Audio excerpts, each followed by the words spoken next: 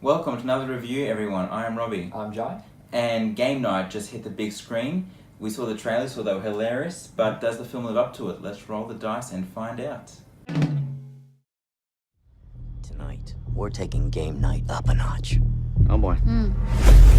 Someone in this room is going to be taken, and it's going to be up to you to find them. It's a murder mystery party. Whoever finds the victim wins the grand prize. You're not going to know what's real and what's fake. Wait a sec, you can't just come in here and break the door like... Oh! Looks so real. Guys, make sure you get a piece of this cheese. It's just... First one that follows us gets shot. Okay, roger that. You drive safe. Game Night was directed by John Francis Daly and Jonathan Goldstein, and it stars Jason Bateman and Rachel McAdams and Jesse Plemons. Yep, so the story is pretty much Jason Bateman and Rachel McAdams and their group of friends host a weekly, monthly, it's never really said, weekly? It's weekly, I'm pretty Weekly sure. game Yeah. night.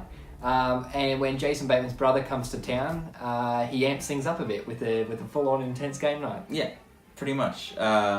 And chaos ensues. Oh, yes it essentially. does. Yes it does. Okay, so the trailer I found hilarious. Yep. I thought the trailer was great. Again, not spoiling anything, but it's another case of the trailer revealing pretty much 80% of the big laughs in the film. That's not to say there aren't more to be had in the film. There isn't. There are some bits I genuinely laughed at that weren't Yes. in the trailer, but it just seemed like the majority of the very humour beats were in the trailer. The main ones. And Yeah. I did notice there were a few moments in the film where I was waiting for things to happen that I'd seen in the trailer, Yeah. which kind of takes me, which is more of a fault of me. Like, you know, I shouldn't be thinking about that, but I mean, Oh, at the same time, it's the fault of the trailer. Like, I mean, they put that in there to get you Yeah, expecting a true. certain thing. yeah, the film is still a very fun time. There's a lot in here, and the cast works great together. Just wasn't So- as laugh out loud as I was Yeah. hoping. But like I said, it is still a good time. It's the twists and turns that I enjoyed more than anything in the film. It had a surprisingly good story to it, which I didn't really Yeah, it did. expect. It's no Shawshank Redemption script or anything like that, but it's for a film of this type. It's good. Yeah, it pretty much is what it is on the packet. Yeah. Like, you know, like exactly what you expect it's going to be going in is exactly what you're going to Yeah. get. And if we're going to compare to other Jason Bateman starring comedies, Yeah. it doesn't reach the comedic heights of Horrible Bosses for us, which we both really loved. Yep. So if you hate Horrible Bosses, maybe you like this one more. Don't know, but it's nowhere near as good as that for us. But at the same time, it's not as mediocre as films like Identity Theft or Yeah. Identity Thief. Yeah. Sorry. Yeah. And just some other, like, very mediocre... I know it's weird to be comparing Jason Bateman led comedies, but I mean, this is a Jason Bateman led comedy, so that's what we're going on. And I mean, all Jason Bateman comedies, you essentially know what kind of comedy you're getting with Jason Bateman. Yeah.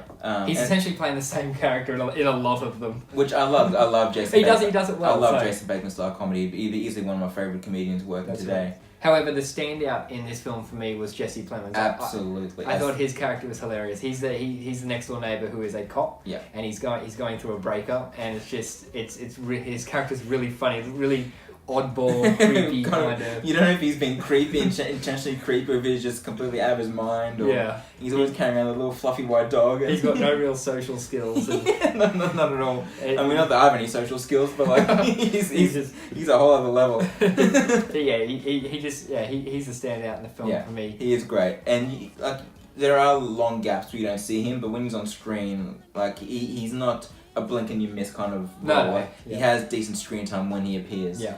I thought Rachel McAdams was good.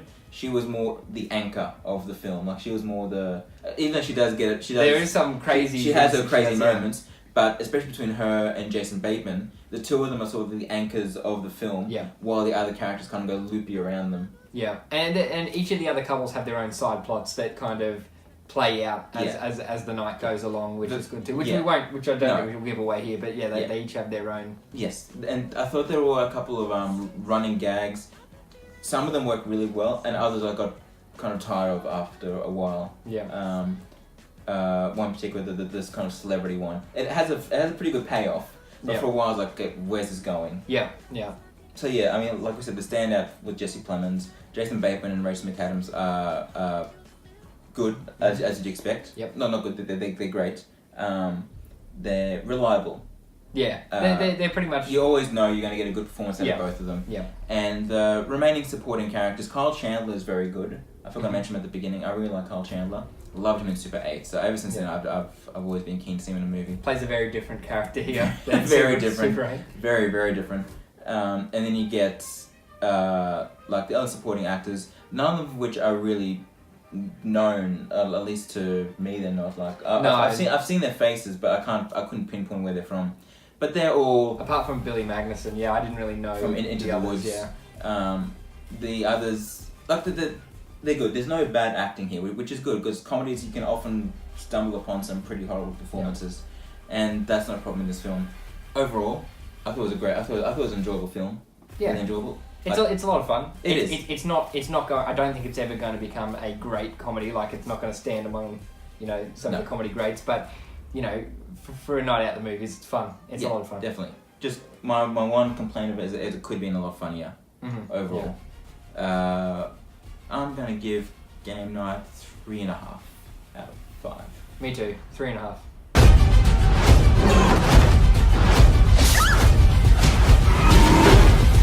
Stop! Wait, I have kids at home. Not with an ass like that, you don't.